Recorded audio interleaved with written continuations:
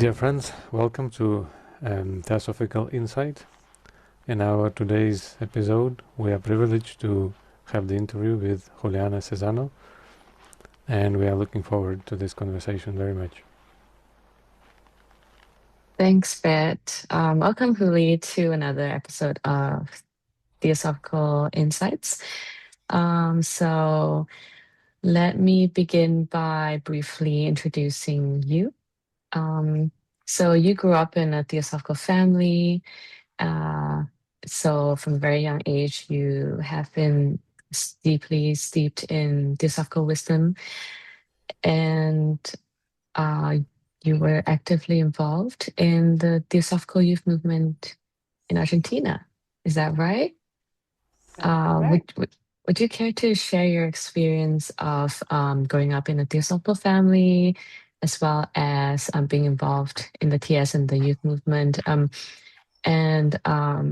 especially curious about when it was that it all made sense to you. Theosophy made sense to you, like you knew that, like you were consciously aware of what it meant to you. Thank you for having me, first of all. Growing up in a theosophical family was natural to me. It happens when you um, grow up within a certain context, I think.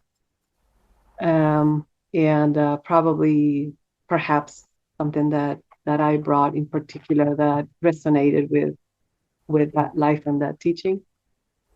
And within the country, Argentina is a very Christian country, and so it was certainly being different.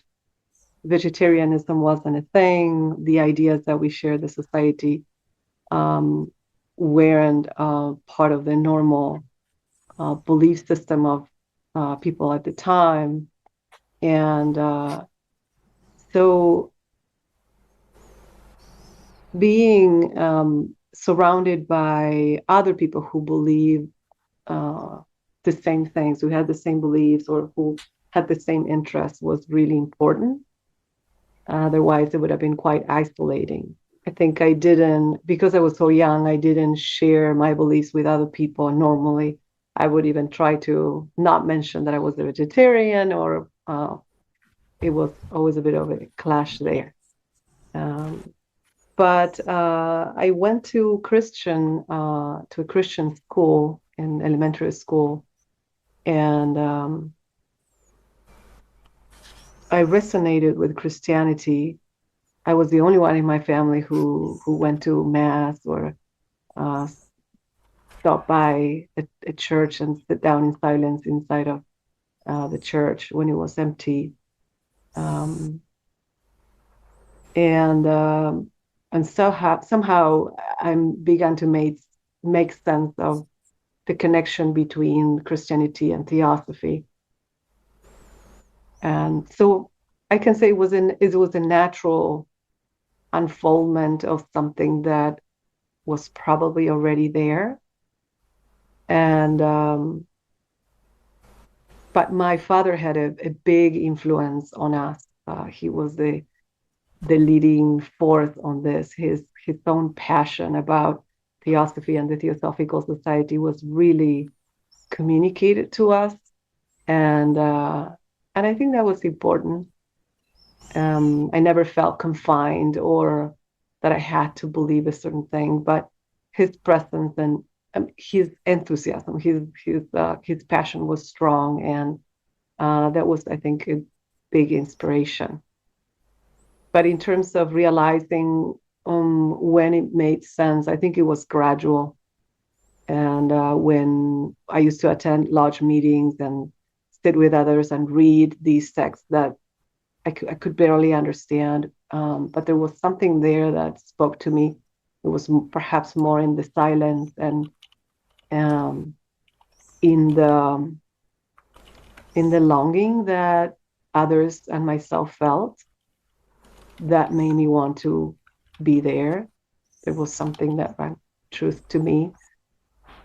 And returning to what I just said about being in Christian Mass, I remember later on realizing that when I was at Mass, I would make sense of the aspects that were conditioned by culture, perhaps, or by a belief system. And I would naturally disregard those and try to see what was behind. So that's more or less what the experience was. That's very interesting. And then you joined the youth movement. Can you tell us a little bit about what was the theosophical life like for young theosophists in Argentina in those days, and how was the experience? Yes, in the late 90s. It was wonderful. I had those memories are one of the best memories of my life. And the friendships that we made at the time continue to be alive with the core group that was back then and is still now part of the movement. So it was mostly, it started with my father started a small youth group in our local lodge with my two brothers and I. And then other friends came, and we started a small group. And then it was decided that we were going to have a youth camp in the summer. And we started with the youth camp, or restarted, because this has always been a thing. And eventually the youth group revives again and is born again. And so we started going to youth camps at our national center close to the mountains. And every summer we would spend, sometimes I think it was like around 2 weeks, cooking together and studying together. And we organized all the activities and ourselves. And we were provided a huge amount of freedom. I think it helped that the people who were leading the society at the time trusted us. And that was really, really important, because then we could run our own programs. And there was always 1 or 2 people who were responsible for the whole activity. And we had amazing experiences of sharing a super healthy environment, of really seeking deeply, enjoying at night, sitting outside. We had a swimming pool, and so we would sit outside and lay down and look at the stars until very late, and then everybody would be asleep in the meditation the next morning, nodding. That's familiar, yes. Yeah, sounds like amazing memories. Yeah, we had a great time, and we fostered these amazing friendships too. Yeah, it's really different when practicing, walking the spiritual path together with a group of like-minded people. Like, it feels as if you don't have to be like you don't even have to put in much effort. You just kind of, things just fall into place.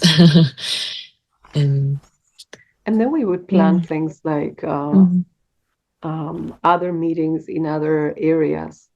But we would always try to stay at least 3 or 4 nights together. And that was very important. So our family had a small house in the countryside, and we would pack 12 or 15 people in that house, and we would spend the weekend together. And the main focus was study and sharing and really understanding. And whoever had a more or less big house will become the host of these events. And we would sleep anywhere and cook together. That's really nice. Yeah. And how was it like, moving on from being a youth in the TS or a Theosophical Youth and into moving from there into adulthood, and eventually, moving countries and working, and you're taking on your many roles in the TS. How has that transition been like for you? I think it was also gradual. By the time I was in my mid-20s, Rada Bernier, the international president at the time, visited us, and I was asked to be her interpreter during her talks. And at the time, I kind of realized the importance of that. But I think looking back, I realized how defining that was for me at the time. Being with her, when you are with someone who has really worked their nature and have had a real or true spiritual path, and being around them feels different. Like sometimes they engulf you within their mental field or the spiritual field, and Radha was an example of a theosophical example for me at the time, and she continues to be. And so then when she left the country, she left a scholarship for someone to visit India and be there and study there for 3 months. And I was very lucky that was given to me. And when I went to Adyar, and that was a fantastic experience of being involved and embedded in many of the things that I had read, and in many of the references I had heard, and especially being around Radha was very special. And then and of course culturally it was very different from what I was used to, so it was a different experience in that sense that taught me a lot. And then transitioning into coming to the US, which was also another cultural clash or a change, because it's so different from India and so different from Argentina.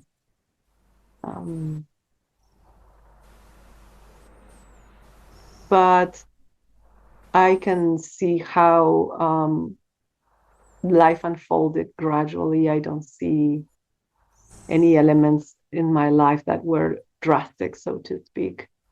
There was a process of becoming used to the fact of, for example, living completely away from your family for the very first time. So I had a taste of that in Adyar, and then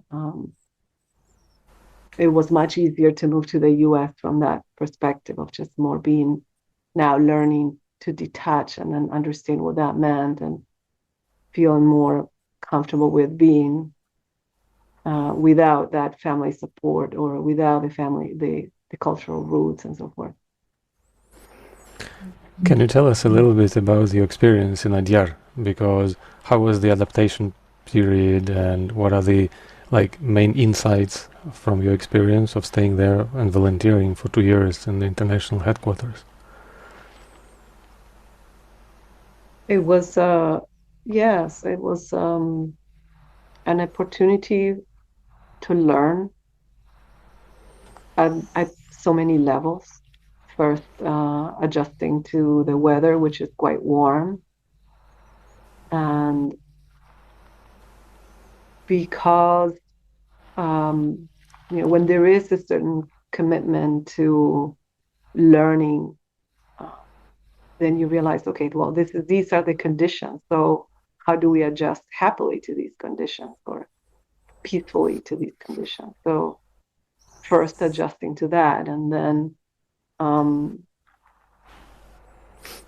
learning the ways. The time there was a meditation in the morning, and learning, understanding how Adyar worked, and how people there also worked almost as a system, right? As a place that is alive.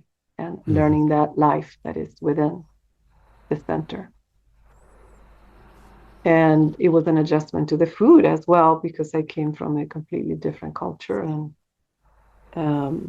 but then how the body adjusted naturally when there's not much of a resistance, there is possibility of getting used to it, and then later on enjoying it too. And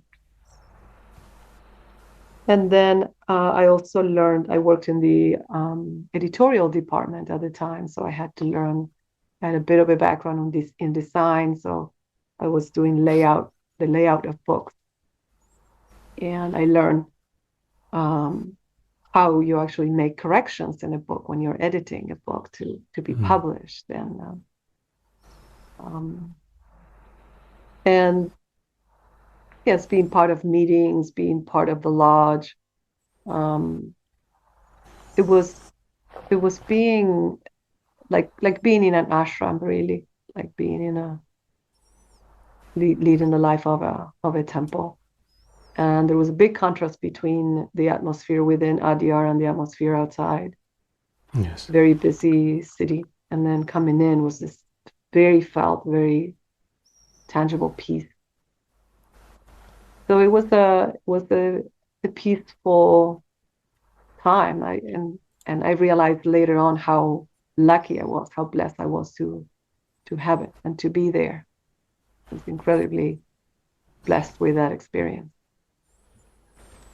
Thank you for sharing. It sounds really magical, your life so far.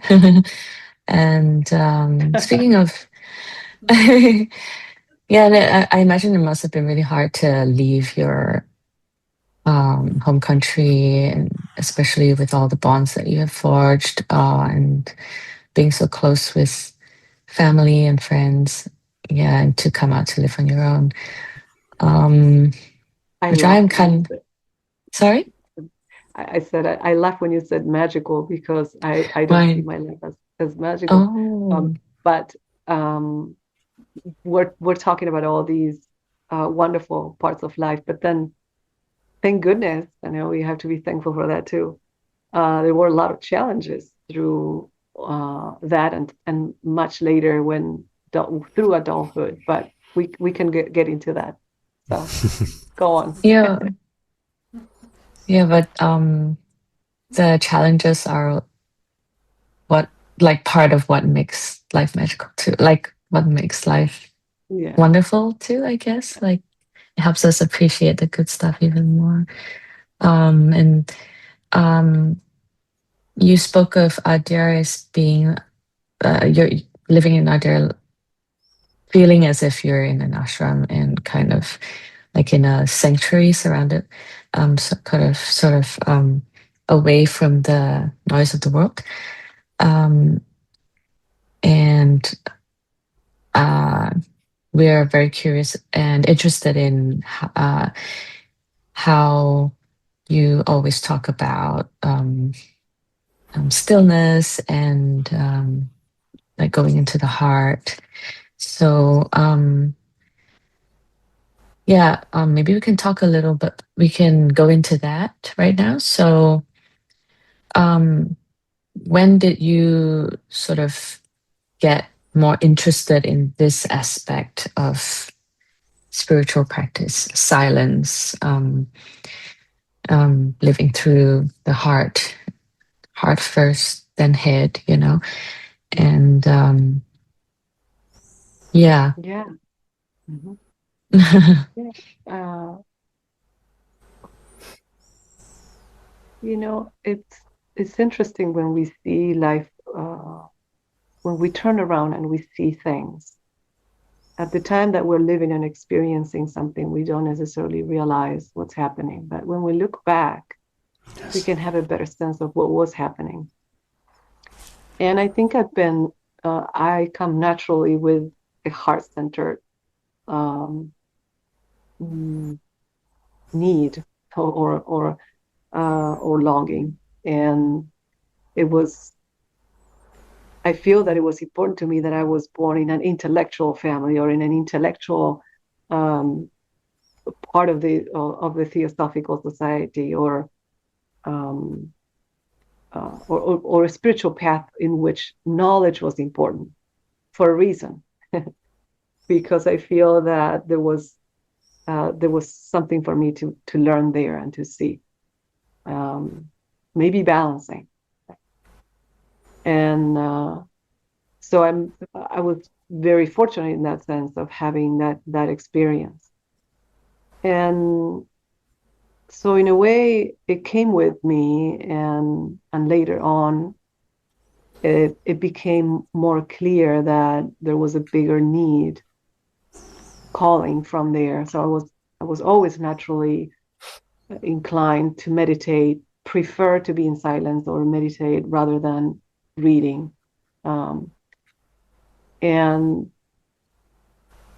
But later on with busyness, for example, when I became a mother, I remember very distinctly the need of being in silence to be able to balance life, working full time, having a home and having a child can be challenging to handle all those things. So the need of making that center stronger, so it would have an impact on what I was doing, or to be able to hold all those plates. It became a stronger need. And in the moments in which I felt I was suffering, or when I felt there were difficulties in my life, eventually that led into a much deeper longing to, at the time it was, for example, to know love, to know real, unconditional, universal love, or to be in the presence of what we normally call the self, or with capital S, or the teacher, or the divine nature. And that became, the longing became stronger. And so there is a greater commitment to sitting and to dwelling on that. But I have to say, many times it's driven by suffering, in the sense of difficulties, struggles, challenges. And that has been at least my experience. It's very interesting that we all have some challenges, right, from so to say, external circumstances, from our inner factors, but we come up with maybe different solutions. Some start jogging, some start meditating in some other way, some start praying.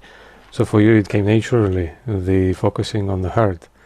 So maybe there is some tendency brought from the previous life's experience that prompted you to do specifically this thing, to find comfort and to find your spiritual foundation in that way.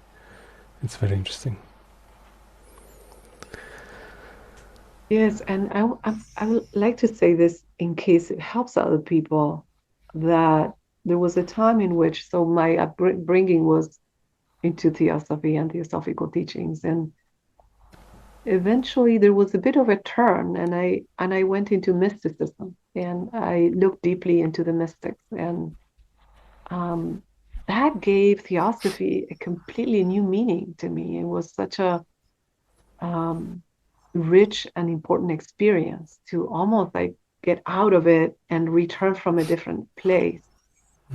And in the meantime, it wasn't really leaving, but it was taking what was there and looking at it from this other perspective and integrating. So I think it's more of an integration. And we may have different inclines. Some people may be more scientific, others may be more of different natures. And I think exploring those fields and then comparing and integrating can be very deepening, or perhaps meaningful. Yeah. Thank you. I would like to ask you about your professional job experience. What was that like? How do you balance theosophical living and theosophical ideals and outlook to life, and like down to earth, everyday challenges, maybe that come with job, with people, and maybe also maybe there are some insights coming from your professional experience that help in spiritual life and enrich it. Because our profession, and through our profession, we can learn many things, it seems. Yes. Well, it's a constant challenge. It's an ongoing challenge. It's in a way, it's going against the current. Yes. There is a current in the world that goes in a certain direction, and if we realize that we're truly going against the current, and we keep it in mind, we may find the vigor to move in that direction consciously. And that requires awareness. That requires a great amount of awareness, because the current will push us and it would take us, it would drag us. But if we stay awake, if we remember our intention in the mornings, for example, we can set up certain intentions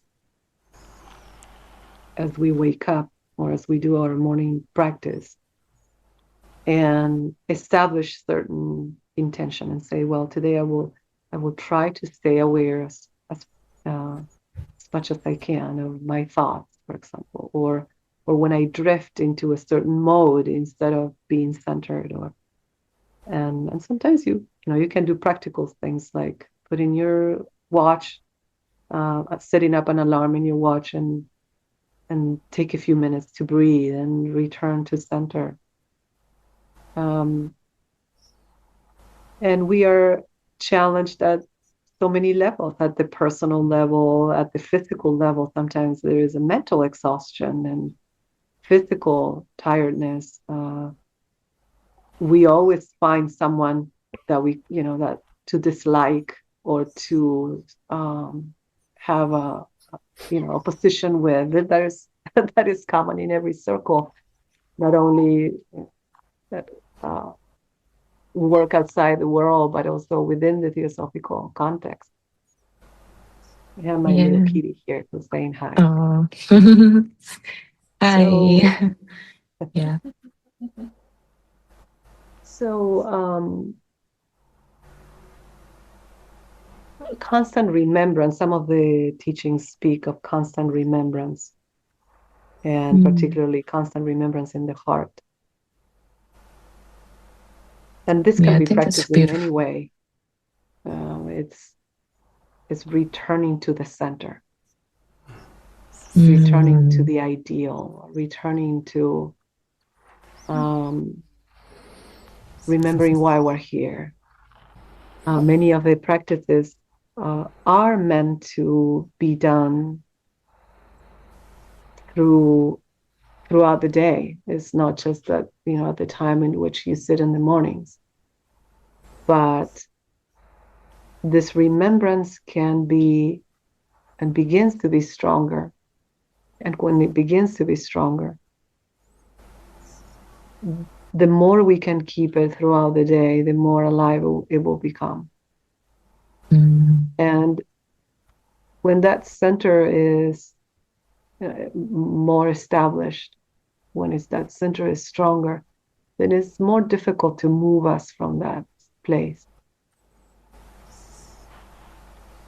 And I can say that I have only, at times we may be able to stay more centered, and we may be able to feel that place with greater stillness within. But I also know very well the experience of being moved out of center and the experience of getting into the current. And that's why at the beginning say it is difficult, and it can be a struggle. And how much of this being swept into the current is due to our mind, for example? Like, I feel like there is, the mind is constantly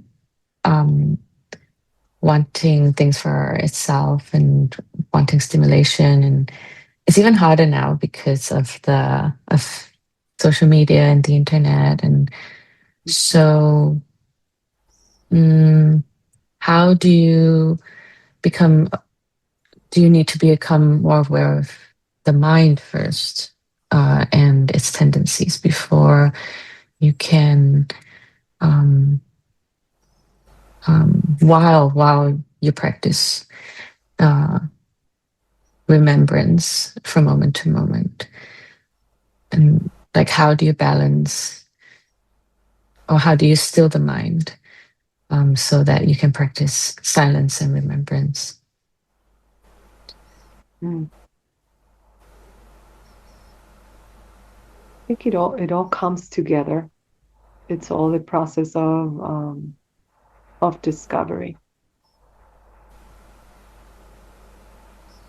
And the main point is remaining present.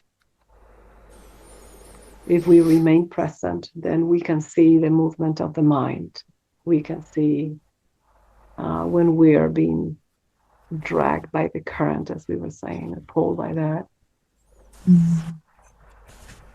And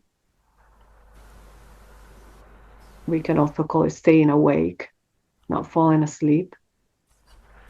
Staying awake, and there has to be an interest in knowing ourselves with honesty. Many times what happens is that we find excuses, or we justify ourselves in certain ways, and the mind can justify pretty much anything. So to see ourselves with honesty and say, well, this is happening, or this is a pattern of my mind. This is a pattern that I go into. How interesting. So why do I do that? And does it serve any purpose? And so in that inquiry, in a way, self-inquiry, getting to know ourselves better, we recognize how we're being pulled. And as the more we recognize it, then it's easier to say, there I am again. And we can smile about it. We can be kind about it, and returning back to center. I think that, as HPV says in the diagram of meditation, the more we dwell on these realities as something that is vibrant and alive, the more we dwell, for example, on the idea of the reality of oneness, or the reality of the divine within, or that we are this divine light or life having an experience, and we continue to try to live life from that perspective and experience life from that perspective, the more this substratum, this default way of being, becomes stronger and clearer and wider. So the times that we come back to that are greater. We get lost a little less. We return more often to the center, and we begin to have almost a vision, like you begin to visualize this reality, even though perhaps you haven't had a direct experience of it, but there is a certain image of when you walk around in nature, you have this sense of that it's not just the physical aspect of nature, that there is a life, that there is so much life underneath that you can almost see it. I mean, you can definitely sense it. And the same with what we call mundane moments of life. They are also sacred. Every moment is sacred in that sense. Thank you for being with us and watching this episode of Theosophical Insights. We are available on all podcast streaming platforms as well as on YouTube. If you've liked this program, please remember to tick the like button and subscribe to our channels. You can also visit the website of the World Federation of Young Theosophists, WFYT.org, to find out more about all the projects that we are doing. Stay tuned for the part 2 of this interview with our inspiring guest, Juli Cesano. Till next time.